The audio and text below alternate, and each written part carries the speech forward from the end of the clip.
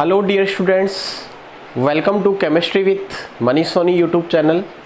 आज इस वीडियो में हम शुरुआत करेंगे चैप्टर नंबर 13 के लेक्चर नंबर 6 की।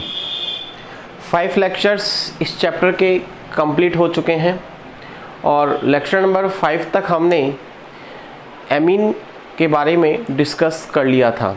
ठीक है, तो शुरू के जो 5 लेक्चर्स हैं उनमें हमने एमीन पढ़ा कि एमीन क्या होती है, एमीन का नामकरण किस प्रकार से किया जाता है, एमीन बनाने की कौन कौन सी विधियां हैं, एमीन के भौतिक गुण क्या हैं और एमीन के रासायनिक गुण क्या हैं। तो यहाँ तक हमने बात कर ली थी। आज इस लेक्चर में हम चैप्टर नंबर 13 का अगला जो टॉपिक आपके सिलेबस में है उसको शुरू करने जा रहे हैं और टॉपिक का नाम है यूरिया।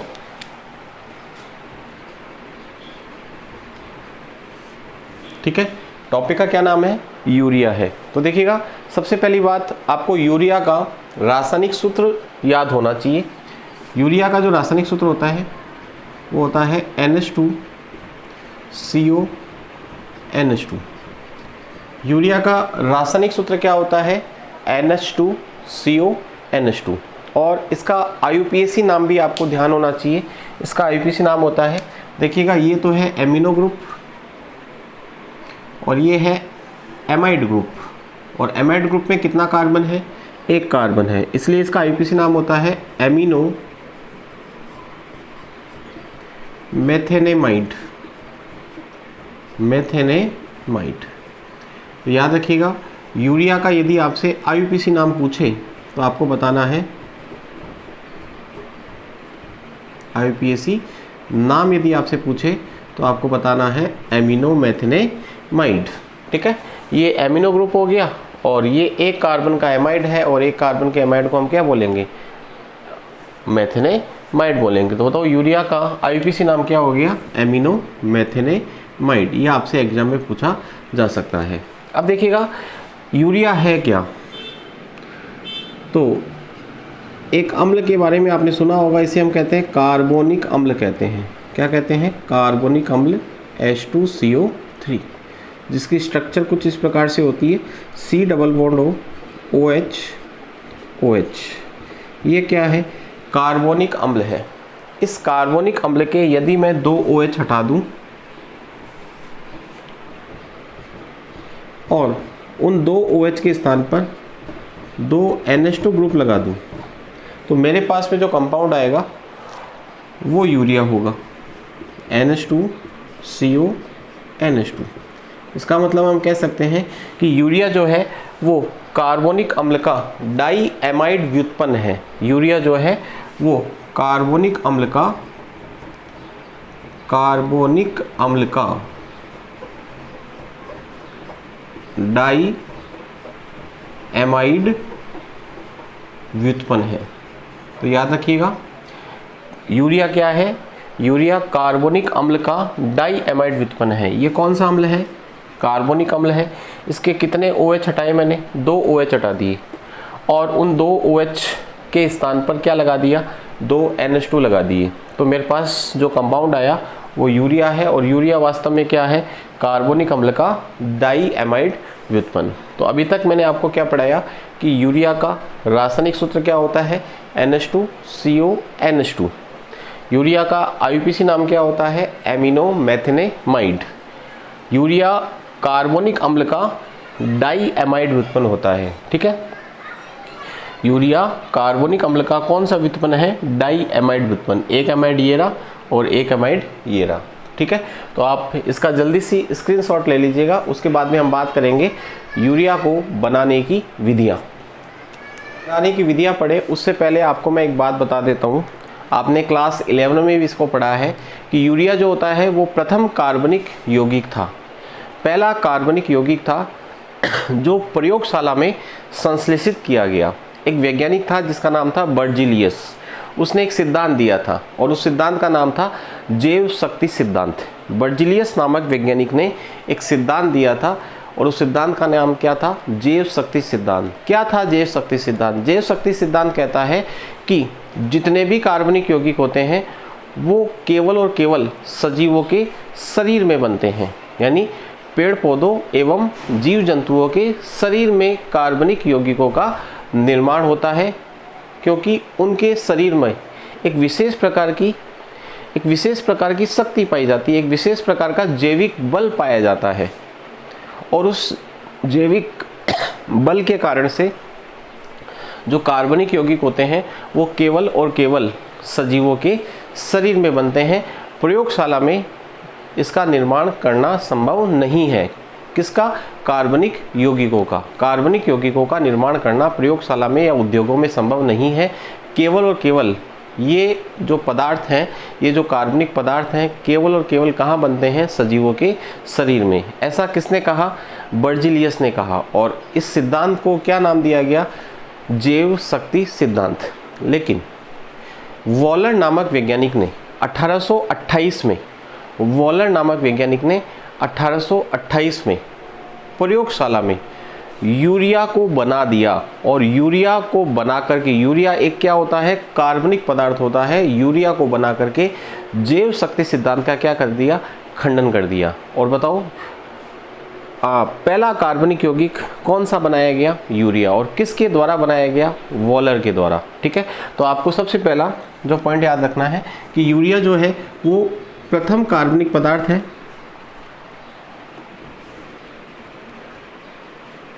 प्रथम कार्बनिक पदार्थ है जो प्रयोगशाला में बनाया गया।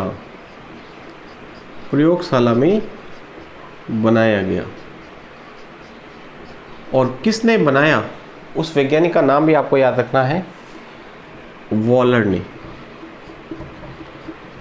ने सर्वप्रथम बनाया। और कब बनाया? 1828 में। और किस सिद्धांत का खंडन किया? जैव शक्ति सिद्धांत या जैविक शक्ति सिद्धांत का क्या किया? खंडन। और वॉलर ने यूरिया को पहली बार या पहला कार्बनिक यौगिक जो वॉलर द्वारा बनाया गया उसका नाम क्या था? यूरिया था। और यूरिया को बनाने की ये जो विधि थी, इस विधि को वॉलर संश्लेषण कहा। क्या कहा? वॉलर संश्लेषण। तो यूरिया बनाने की जो पहली विधि है उसका नाम है वॉलर संश्लेषण। वॉलर ने यूरिया को किस प्रकार बनाया उसको हमें समझना है। तो यूरिया को वॉलर ने अमोनियम साइनेट को गर्म करके बनाया। याद रखिएगा, अमोनियम साइनेट। ये क्या है बच्चों? NH4CnO का क्या नाम होता है? अमोनियम साइनेट। अमोनियम साइनेट को गर्म करके किसका निर्माण किया गया? यूरिया का।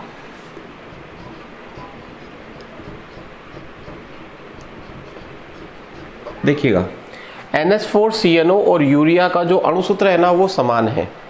इसमें कितने नाइट्रोजन हैं? 2। इसमें भी कितने नाइट्रोजन हैं? 2।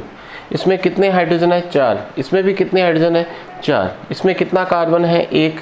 इसमें कितना कार्बन है? 1। इसमें कितना ऑक्सीजन? 1 है। इसमें भी क्या है? 1। इसका मतलब अमोनियम साइनेट और यूरिया का अणुसूत्र क्या है? समान है, लेकिन इनके संरचना सूत्र क्या है? अलग अलग।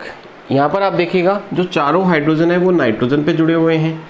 यहाँ पर आप देखिएगा 2 हाइड्रोजन एक नाइट्रोजन पर जुड़े हुए हैं, दूसरे 2 हाइड्रोजन दूसरे नाइट्रोजन पर जुड़े हुए हैं। इसका मतलब दोनों के अणुसूत्र समान है, लेकिन दोनों के संरचना सूत्र क्या हैं? अलग अलग। अब देखिएगा ये जो अभिक्रिया है ना, ये किस प्रकार की अभिक्रिया है? ये है एक पुनर्विन्यास अभिक्रिया। कैसी अभिक्रिया है? पुनर्विन्यास अभिक्रिया। तो याद रखिएगा, जब अमोनियम साइनेट को गर्म करते हैं तो अमोनियम साइनेट पुनः विन्यासित हो जाता है। सर पुनः विन्यास का क्या मतलब होता है? कि किसी यौगिक के अणु में से जो तत्व के परमाणु हैं वो उसी यौगिक में से निकल के उसी यौगिक में वापस कहीं और लग जाए, तो ऐसी जो प्रक्रिया होती है ना उसे हम क्या कहते हैं? पुनः विन्यास कहते हैं। देखिएगा, किसी यौगिक के अणु में से तत्व के जो परमाणु हैं वो उसी यौगिक में से निकल के उसी यौगिक में कहीं और जुड़ जाए, तो ऐसी प्रक्रिया क्या कहलाती है? पुनः विन्यास कहलाती है। यहाँ पर आप देखिएगा 4 हाइड्रोजन नाइट्रोजन पर जुड़े हुए थे, अब नाइट्रोजन नाइट्रोजन को कितने मिल गए, 2-2 मिल गए। तो ये थी यूरिया बनाने की पहली विधि, जो किस नाम से जानी गई, वॉलर संश्लेषण के द्वारा। और यूरिया क्या था, प्रथम कार्बनिक यौगिक था। अब बात आती है कि सर ये अमोनियम साइनेट कैसे बनाया जाता है। तो इसके लिए भी आपकी बुक में एक रिएक्शन दे रखी है, वो भी आप याद कर सकते हैं कि ये है अमोनियम सल्फेट और इसकी रिएक्शन करवाई जाती है KCNO के साथ, है ना। अमोनियम सल्फेट की रिएक्शन किसके साथ करवाई जाती है, KCNO के साथ। तो अमोनियम सल्फेट जब KCNO के साथ रिएक्शन करता है तो एक तो बनता है NH4CNO, K पे प्लस, CNO पे माइनस, NH4 पे प्लस, सल्फेट पे -2। तो बताओ क्या बन जाएगा, ये SO4 है वो तो K प्लस के साथ जुड़ जाएगा, तो बनेगा K2SO4, जिसको हम आगे लिख देंगे, प्लस क्या बन जाएगा NH4CNO। NH4CNO के कितने अणु बन जाएंगे, 2 अणु बन जाएंगे। तो अमोनियम साइनेट का निर्माण तो इस प्रकार से किया जाता है। और अमोनियम साइनेट को गर्म करके क्या बनाया जाता है, यूरिया। और इस विधि को क्या कहते हैं, वॉलर संश्लेषण। अब बात आती है सर हमसे एग्जाम में पूछा जाएगा कि वॉलर संश्लेषण क्या होती है, तो हमें क्या लिखना है, तो आपको ये वाली रिएक्शन लिख देनी है, ये वाली, ठीक है। यदि आप ज़्यादा लिखना चाहो तो उसके नीचे लिख सकते हो कि अमोनियम साइनेट को अमोनियम सल्फेट और पोटेशियम साइनेट की रिएक्शन द्वारा बनाया जाता है। इसका नाम क्या है, पोटेशियम साइनेट, ठीक है। तो आप इसका स्क्रीनशॉट ले लीजिएगा ताकि आप नोट्स बना पाओ अपने। इसके बाद में हम बात करेंगे दूसरी विधि की। यूरिया बनाने की जो दूसरी विधि आपके सिलेबस में है, आपकी बुक में जो दे रखी है, वो है प्रयोगशाला विधि। प्रयोगशाला विधि, प्रयोगशाला विधि में क्या किया जाता है, यूरिया बनाने के लिए या तो फॉस्जीन गैस ली जाती है। कौन सी गैस ली जाती है, फॉस्जीन गैस। फॉस्जीन गैस का सूत्र होता है बच्चों ClCOCl, है ना। या तो ली जाती है फॉस्जीन गैस या लिया जाता है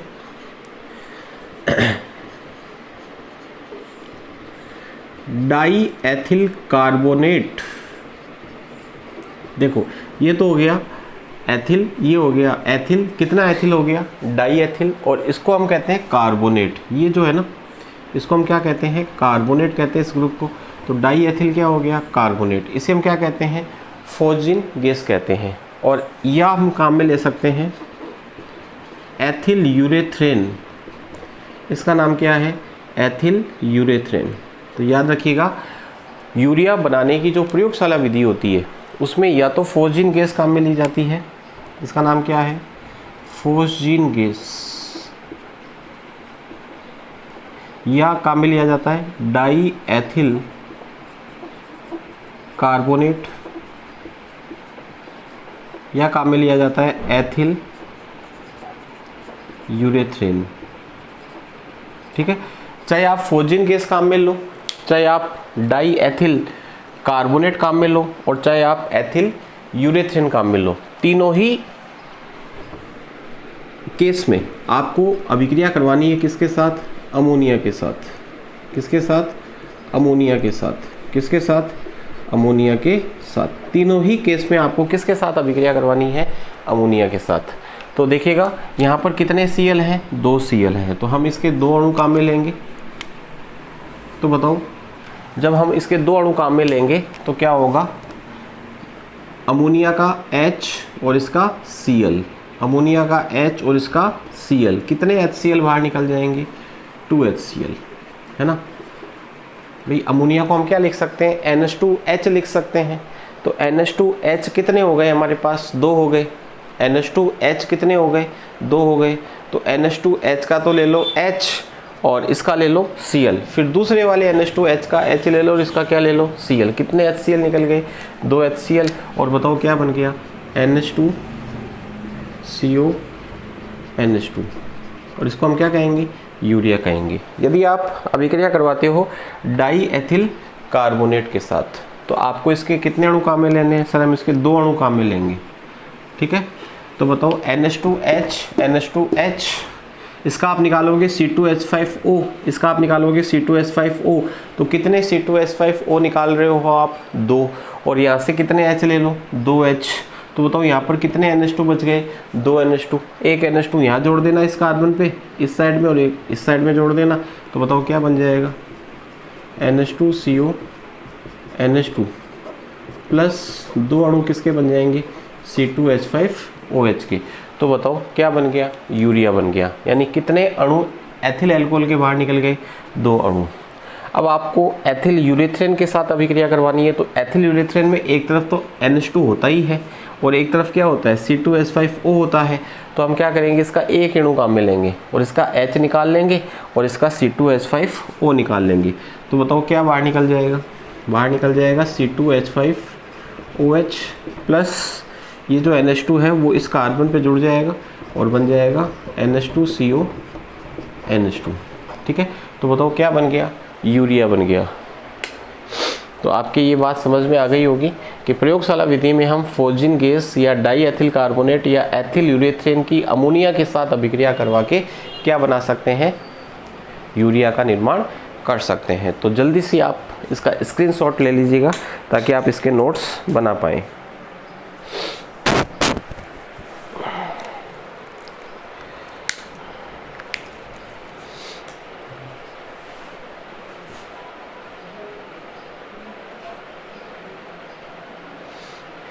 इसके बाद में तीसरी विधि है औद्योगिक विधि। तीसरी विधि का क्या नाम है बच्चों? औद्योगिक विधि नाम है ना? औद्योगिक विधि। इससे पहले हमने कौन सी विधि पढ़ी थी? इससे पहले हमने पढ़ी थी प्रयोगशाला विधि, है ना। अब उद्योगों में इसको कैसे बनाया जाता है? तो उद्योगों में इसको बनाने के लिए अमोनिया ली जाती है और अमोनिया की क्रिया CO2 गैस के साथ करवाई जाती है।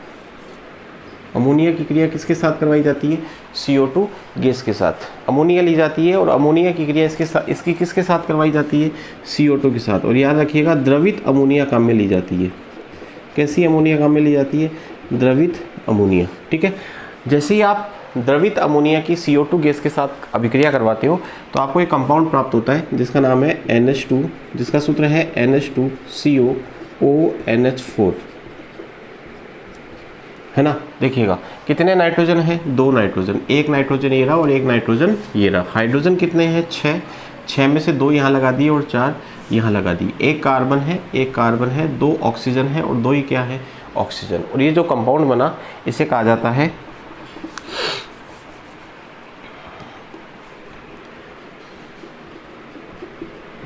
अमोनियम कार्बेमेट। इस कंपाउंड का क्या नाम है? अमोनियम कार्बेमेट। अब क्या किया जाता है बच्चों? ये जो अमोनियम कार्बेमेट है इसको उच्च ताप और उच्च दाब पर गर्म किया जाता है। उच्च ताप और उच्च दाब पर क्या किया जाता है? इसको गर्म किया जाता है। जैसे ही इसको उच्च ताप और उच्च दाब पर गर्म करते हैं तो देखिएगा NH2 CO है ना। यहाँ तक तो हो गया। ये जो NH4 है इसमें से NH2 तो इसके पास ही रह जाता है। अब बताओ कितने H बचे? 2 और एक क्या बचा? ऑक्सीजन। तो क्या बाहर निकल जाएगा? H2O बाहर निकल जाता है। तो बताओ ये कौन सी विधि थी? औद्योगिक विधि। इस विधि में क्या करते हैं? बहुत आसान है। द्रवित अमोनिया की क्रिया CO2 के साथ करवाते हैं, अमोनियम कार्बेमेट बनता है और अमोनियम कार्बेमेट को उच्च ताप और उच्च दाब पर गर्म करते हैं तो किसका निर्माण हो जाता है? यूरिया का। और किसका अणु बाहर निकल जाता है? जल का अणु बाहर निकल जाता है। तो आप इसका स्क्रीनशॉट ले सकते हैं।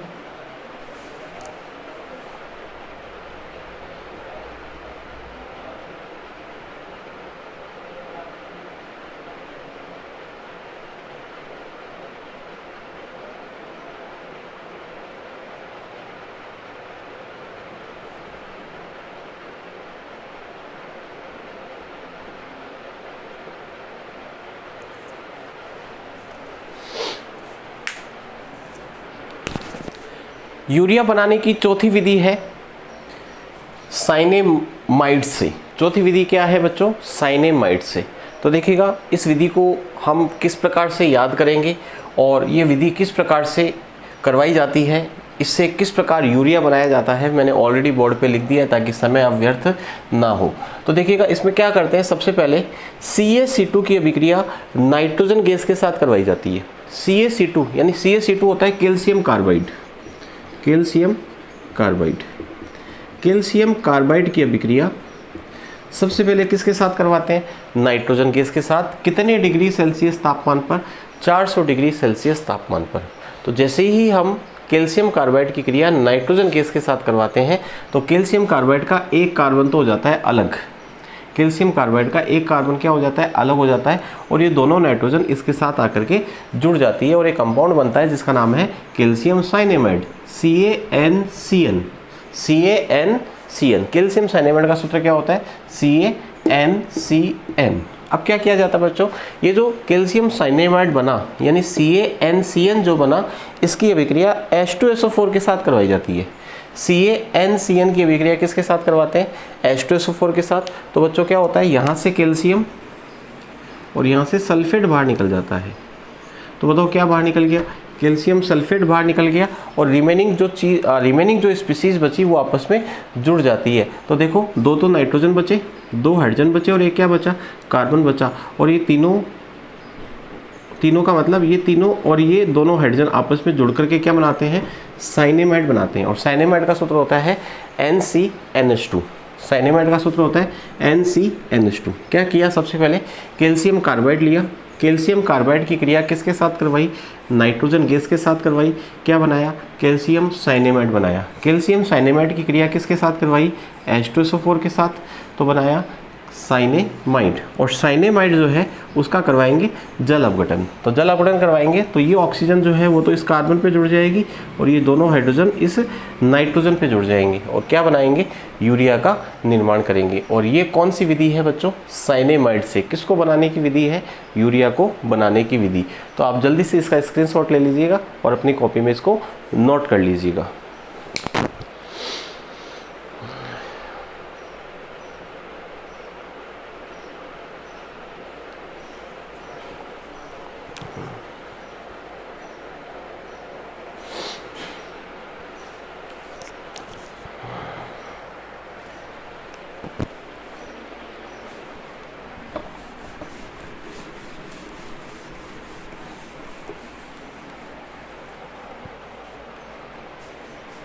यूरिया को बनाने की विधियों के बाद हमारा जो अगला टॉपिक है वो है यूरिया के भौतिक गुण। तो हमारा जो अगला टॉपिक है वो क्या है बच्चों, यूरिया के भौतिक गुण। देखिएगा यूरिया के भौतिक गुणों की यदि हम बात करें तो सबसे पहली बात आपको ध्यान रखनी है कि यह एक श्वेत क्रिस्टलीय ठोस होता है। श्वेत क्रिस्टलीय क्या होता है, ठोस होता है। जल में आसानी से विलय होता है। जल में आसानी से क्या होता है, विलय। क्यों होता है, क्योंकि हाइड्रोजन बंध बनाने के कारण। हाइड्रोजन बंध बनाने के कारण किसके साथ हाइड्रोजन बंध का ये निर्माण करेगा, जल के साथ। जो गलनांक होता है, इसका जो गलनांक होता है वो 132 डिग्री सेल्सियस होता है। कई बार आपसे इसका गलनांक पूछ लिया जाता है इनडायरेक्टली, है ना। वो कैसे पूछा जाता है वो मैं आपको जब क्वेश्चन सॉल्व करवाऊंगा तब बताऊंगा। फिलहाल याद रखें कि यह एक क्रिस्टलीय ठोस पदार्थ है। यह जल में आसानी से विलय होता है और इसका गलनांक कितना होता है, 132 डिग्री सेल्सियस। तो ये थे यूरिया के भौतिक गुण। जल्दी से आप इसका स्क्रीनशॉट ले लीजिएगा। इसके बाद में हम बात करेंगे यूरिया की रासायनिक अभिक्रियाओं की, ठीक है। तो हमारा अगला टॉपिक है यूरिया के रासायनिक गुण। रासायनिक गुण, यूरिया के रासायनिक गुण। देखिएगा रासायनिक गुणों की बात करें तो इसमें आपको मुख्य रूप से 2 रिएक्शंस पढ़नी है ना। जो काम की रिएक्शंस है वो मैं आपको बता रहा हूँ, बाकी तो कचरा भरा हुआ है, इतने इंपॉर्टेंट नहीं है। जो मेन रिएक्शंस हैं उनकी हम बात कर रहे हैं। तो यूरिया के रासायनिक गुणों में पहली जो रिएक्शन आपको याद रखनी है वो है डाई कार्बोक्सिलिक अम्ल के साथ। डाई कार्बोक्सिलिक अम्ल के साथ ये बहुत इंपॉर्टेंट रिएक्शन है यूरिया की, डाई कार्बोक्सिलिक अम्ल के साथ। अब डाई कार्बोक्सिलिक अम्ल क्या होते हैं? जिनमें 2 COOH समूह उपस्थित हो, जिनमें 2 कार्बोक्सिलिक अम्ल समूह उपस्थित हो, उन्हें क्या कहा जाता है? डाई कार्बोक्सिलिक अम्ल कहा जाता है। और इसमें आपको 2 रिएक्शंस याद करनी है, एक तो ऑक्जेलिक अम्ल के साथ, ऑक्जेलिक अम्ल के साथ, और एक आपको याद रखनी है मेलोनिक अम्ल के साथ, मेलोनिक अम्ल के साथ, है ना। दोनों ही रिएक्शन इम्पोर्टेंट है लेकिन आसान है। अगर आप एक रिएक्शन याद कर लेते हो तो दूसरी रिएक्शन आपको ऑटोमेटिकली याद हो जाएगी, क्योंकि दोनों रिएक्शन सिमिलर हैं आपस में, है ना। तो सबसे पहले अपन ऑक्जेलिक अम्ल के साथ अभिक्रिया देखते हैं। देखिएगा, ऑक्जेलिक अम्ल के साथ, ऑक्जेलिक अम्ल के साथ किसकी अभिक्रिया? यूरिया की। देखिएगा, ये यूरिया का सूत्र है C+O NH2 और NH2। ये किसका सूत्र है बच्चों? यूरिया का, है ना। यहाँ पे मैं लिख देता हूँ यूरिया। और इसकी अभिक्रिया किसके साथ करवानी है? ऑक्जेलिक अम्ल के साथ। और ऑक्जेलिक अम्ल का सूत्र होता है HO C+O HO C+O, और ये आपस में जुड़े हुए होते हैं। ये किसका सूत्र है? ऑक्जेलिक अम्ल का, ठीक है। ये किसका सूत्र है बच्चों? ऑक्जेलिक अम्ल का होता है। COOH और COOH, जब 2 COH आपस में जुड़े होते हैं तो उसे ऑक्जेलिक अम्ल कहा जाता है। तो मैं यहाँ पे लिख देता हूँ ऑक्जेलिक अम्ल, ठीक है। जब आप यूरिया की अभिक्रिया ऑक्जेलिक अम्ल के साथ करवाते हो तो निर्जलीय कारक के रूप में POCl3 लिया जाता है। याद रखना, क्या लिया जाता है? POCl3, जिसे कहते हैं फॉस्फोरस ऑक्सीक्लोराइड।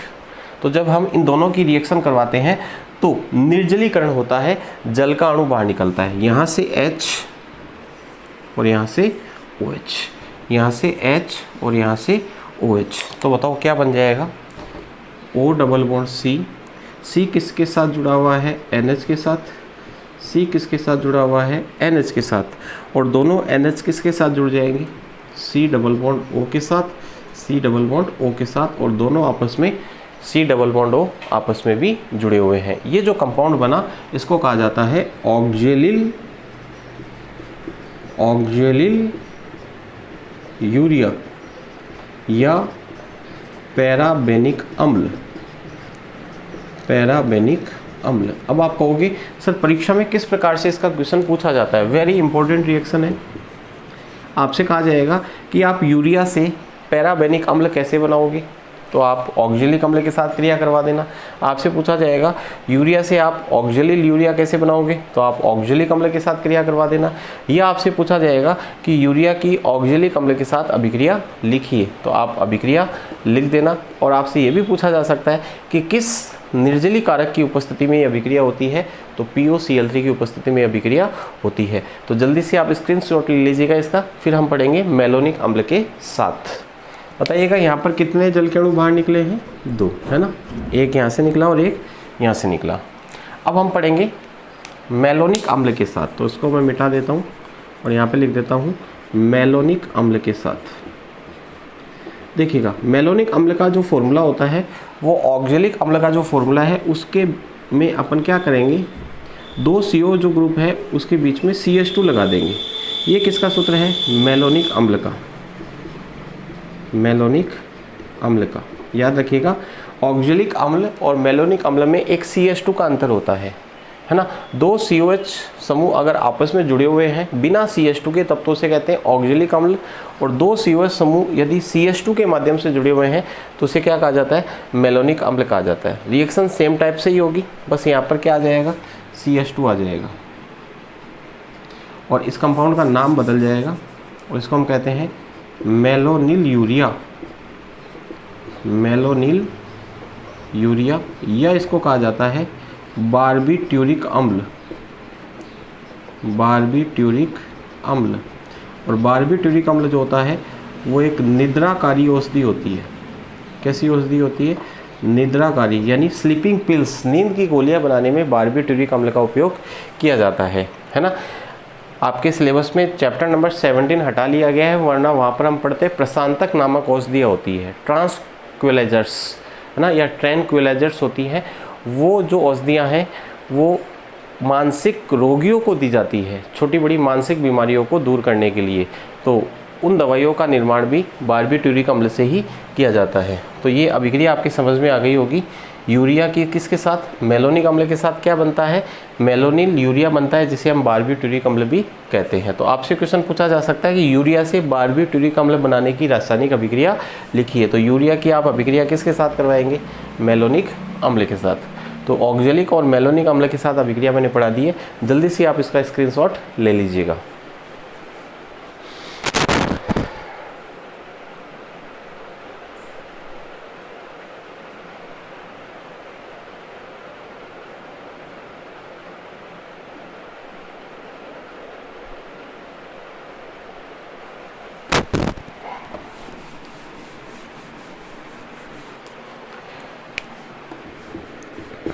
यूरिया के रासायनिक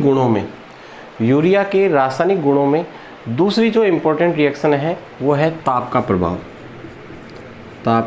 प्रभाव। देखिएगा, यूरिया पर ताप का जो प्रभाव है वो बहुत इम्पोर्टेंट है। आपसे एग्जाम में इससे संबंधित क्वेश्चन भी पूछा जा सकता है। इसमें आपको 2 केस पढ़ने हैं। केस नंबर 1, यूरिया को 155 डिग्री सेल्सियस पर गर्म करना धीमी गति से। कौन सी गति से? धीमी गति से, है ना। 155 डिग्री सेल्सियस पे गर्म करना। और केस नंबर 2 पढ़ना है, यूरिया को 170 डिग्री सेल्सियस पर गर्म करना। यूरिया को कितने डिग्री सेल्सियस पे गर्म करना? 170 डिग्री सेल्सियस पे गर्म करना। और कौन सी गति से? तीव्र गति से, है ना। आपसे एग्जाम में क्वेश्चन पूछा जा सकता है, क्या होता है जब यूरिया को 155 डिग्री सेल्सियस पे धीमी गति से गर्म किया जाता है, और क्या होता है जब यूरिया को 170 डिग्री सेल्सियस पर तीव्र गति से गर्म किया जाता है। तो सबसे पहले अपन इसे गर्म करेंगे कितने डिग्री सेल्सियस पर? 155 डिग्री सेल्सियस पर। तो देखिएगा, 155 डिग्री सेल्सियस पर गर्म करना। जब हम यूरिया को 155 डिग्री सेल्सियस पर गर्म करते हैं धीमी गति से, तो यूरिया के दो अणु आपस में संघनित हो जाते हैं। सर, संघनित होने का क्या मतलब है? जब यूरिया के 2 अणु आपस में संघनित होते हैं, इसका मतलब ये है कि एक यूरिया का तो NH2 और दूसरे यूरिया का H, यानी NH2 और H, यानी हम कह सकते हैं अमोनिया, NH3 बाहर निकल जाता है। कैसे सर? देखिएगा, जब भी आप 155 डिग्री सेल्सियस पे गर्म करो तो आपको यूरिया के 2 अणु लेने हैं। कितने अणु लेने हैं बच्चों? 2। ये आपको याद रखना पड़ेगा कि 155 डिग्री सेल्सियस पर जब यूरिया को गर्म किया जाता है तो आपको इसके कितने अणु लेने होते हैं? 2 अणु। और ये दोनों अणु आपस में संघनित होते हैं। संघनित होने का मतलब यहाँ से H और यहाँ से NH2 बाहर निकल जाता है।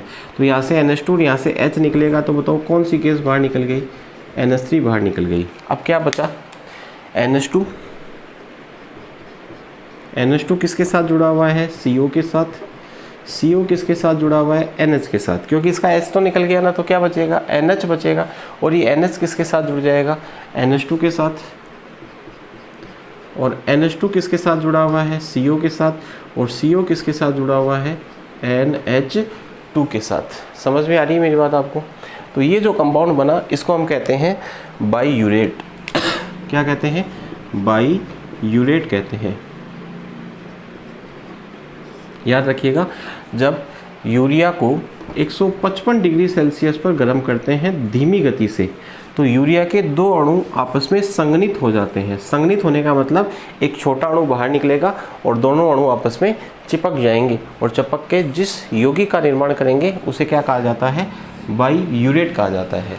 अब इस बाईयूरेट में, यदि हम इस बाईयूरेट की बात करें, तो यह एक श्वेत ठोस पदार्थ है। कैसा पदार्थ है? श्वेत ठोस पदार्थ होता है। अगर हम इस बाईयूरेट में कॉपर सल्फेट का क्षारीय विलयन मिलाएं। कौन सा विलयन मिलाएं? क्षारीय विलयन। तो इसका रंग बैंगनी हो जाता है। कैसा हो जाता है? बैंगनी। और ये जो बैंगनी रंग प्राप्त हो रहा है, इसके द्वारा हम यूरिया की पहचान कर सकते हैं। और पहचान करने की इस विधि को, इस परीक्षण को बाईयूरेट परीक्षण कहा जाता है। क्या कहा जाता है? बाईयूरेट परीक्षण। बाईयूरेट परीक्षण आपसे एग्जाम में पूछा जा सकता है। सर बाईयूरेट परीक्षण क्या होता है? तो वो यूरिया की पहचान करने के लिए आपको कोई कंपाउंड दे दिया है ना, आपको एक सफ़ेद रंग का कोई कंपाउंड दे दिया और आपसे कहा गया कि ये यूरिया है क्या, इसको पहचान के बताओ। तो आप क्या करोगे? उस श्वेत रंग के कंपाउंड को जो आपको दिया गया है उसे आप 155 डिग्री सेल्सियस पे क्या करोगे? गर्म करोगे। 155 पे जब उससे गर्म करोगे तो बताओ क्या बनेगा? बाईयूरेट बनेगा। उस बाईयूरेट में आप क्या मिला दोगे? कॉपर सल्फेट का क्षारीय विलयन। तो आपको कैसा रंग प्राप्त होगा? बैंगनी। अगर बैंगनी रंग मिला तब तो वो यूरिया है, और नहीं मिला तो फिर वो यूरिया नहीं है। इस परीक्षण को हम क्या कहते हैं? बाईयूरेट परीक्षण। तो आपसे एग्जाम में पूछा जाए बाईयूरेट परीक्षण क्या होता है, तो आप कहोगे यूरिया को 155 डिग्री सेल्सियस पे गर्म करने पर एक श्वेत ठोस पदार्थ कहते हैं जिसे एक ठोस श्वेत ठोस पदार्थ बनता है जिसे बाईयूरेट कहा जाता है। और बाईयूरेट में जब कॉपर सल्फेट का क्षारीय विलयन मिलाते हैं तो बैंगनी रंग का विलयन प्राप्त होता है। इस परीक्षण को, यूरिया के इस परीक्षण को बाईयूरेट परीक्षण कहा जाता है। तो जल्दी से आप इसका स्क्रीनशॉट ले लीजिएगा। उसके बाद में हम पढ़ेंगे 170 पर गर्म करना।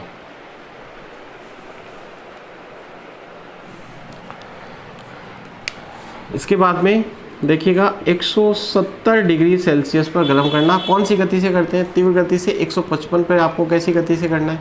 धीमी गति से। जब आपने 155 डिग्री सेल्सियस पे गर्म किया तो आपने यूरिया के कितने अणु काम में लिए? 2 अणु काम में लिए, और एक अमोनिया का अणु आपने बाहर निकाल दिया, बाईयूरेट बनाया, और बाईयूरेट में कॉपर सल्फेट का क्या मिलाया? क्षारीय विलयन। तो आपको बताओ क्या प्राप्त हुआ? आपको प्राप्त हुआ बैंगनी रंग। 170 पर गर्म जब आप इसे करो तो आपको यूरिया का केवल एक ही अणु काम में लेना है। यूरिया का केवल कितना अणु काम में लेना है? एक अणु। और उसी अणु में से आपको अमोनिया का अणु बाहर निकाल देना है। उसी में से आपको किसका अणु बाहर निकालना है? अमोनिया का। कैसे निकालोगे? देखो यहाँ पर ये जो H है इसको मैं अलग लिख दूँ, और यहाँ पर क्या है? NH2। तो यहाँ से H और यहाँ से क्या निकल जाएगा? यहाँ से H और यहाँ से क्या निकल जाएगा? NH2। तो बताओ क्या निकल गया? NH3। अब क्या बचा? N। ठीक है, N किसके साथ जुड़ा हुआ है? C के साथ। C किसके साथ जुड़ा हुआ है? डबल बॉन्ड O के साथ। और इस पर क्या है? H। और ये जो H है ना, यहाँ से शिफ्ट हो जाता है इस ऑक्सीजन के ऊपर। याद रखिएगा, ऑक्सीजन पे चला जाता है और यहाँ पर ट्रिपल बॉन्ड आ जाता है। और ये जो अम्ल बना ना, ये जो कंपाउंड बना, इसको कहा जाता है साइनिक अम्ल। क्या कहा जाता है? साइनिक अम्ल। याद रखिएगा, जब आप 170 डिग्री सेल्सियस पे गर्म करो तीव्र गति से तो आपको यूरिया का एक ही अणु काम में लेना है, उसी में से जलकाणु निकाल देना है। तो उसी में से जलकाणु निकालोगे तो ये बनेगा, देखो NHC double bond O, NHC double bond O। अब होगा क्या? ये H शिफ्ट हो जाएगा इस ऑक्सीजन के ऊपर, और यहाँ पे क्या आ जाएगा? ट्रिपल बॉन्ड, और क्या बन जाएगा? साइनिक अम्ल। अब ये जो साइनिक अम्ल होता है ना, ये अस्थायी होता है और इसका त्रिलकीकरण हो जाता है। याद रखिएगा, साइनिक अम्ल का क्या हो जाता है? त्रिलकीकरण। सर त्रिलकीकरण का मतलब क्या होता है? देखिएगा, इसके 3 अणु आपस में जुड़ करके एक साइक्लिक कंपाउंड बनाते हैं। ये 3 अणु आपस में जुड़ेंगे और एक साइक्लिक कंपाउंड बनेगा इस प्रकार से। ये देखो, C पे क्या जुड़ा हुआ है? OH, OH, OH और OH, है ना। C और N के बीच में ट्रिपल बॉन्ड था, लेकिन नाइट्रोजन एक और बॉन्ड बना रहा है, इसका मतलब डबल बॉन्ड रह जाएगा, है ना। और ये जो साइक्लिक कंपाउंड बना, ये जो चक्रीय यौगिक बना, इसे कहा जाता है साइन्यूरिक अम्ल। क्या कहा जाता है? साइन्यूरिक अम्ल। तो 3 अणु आपस में चक्रीय अवस्था में आ जाते हैं, चक्रीकरण करते हैं, इसे कहते हैं त्रिलकीकरण। क्या कहते हैं इसको? त्रिलकीकरण। और त्रिलकीकरण करके ये एक अम्ल बनाते हैं जिसका नाम क्या है? साइन्यूरिक अम्ल। और इस प्रकार से हमने 170 डिग्री सेल्सियस पर भी यूरिया को गर्म करके देख लिया कि क्या बनता है। तो पहले साइनिक अम्ल बनता है और फिर क्या बनता है? साइन्यूरिक अम्ल। तो इसका स्क्रीनशॉट आप ले लीजिएगा। इसके बाद में है यूरिया के उपयोग, जो आपको बुक में से पढ़ने हैं। वैसे मैं आपको बेसिकली 2 उपयोग बता देता हूँ यूरिया के, जो आप याद रख सकते हैं, जो परीक्षा में भी आपसे पूछे जा सकते हैं। यूरिया के उपयोग, नंबर 1, नींद की गोलियां बनाने में, नींद की गोलियां बनाने में। देखो हमने यूरिया से बारबिट्यूरिक अम्ल बनाया था मेलोनिक अम्ल के साथ, उसको रिएक्ट करवा के, और वो बारबिट्यूरिक अम्ल क्या बनाने में काम आता है, नींद की गोलियां। और दूसरा उपयोग आप इसका जानते हो अच्छे से, खाद बनाने में। क्या बनाने में, खाद बनाने में। तो इस लेक्चर में, लेक्चर नंबर 6 में हमने यूरिया कंप्लीट कर दिया है। अब चैप्टर नंबर 13 में केवल एक ही टॉपिक बचा हुआ है और उसका नाम है नाइट्रो यौगिक, जो हम लेक्चर नंबर 7 में पढ़ेंगे। तो मिलते हैं लेक्चर नंबर 7 में, तब तक के लिए नमस्कार।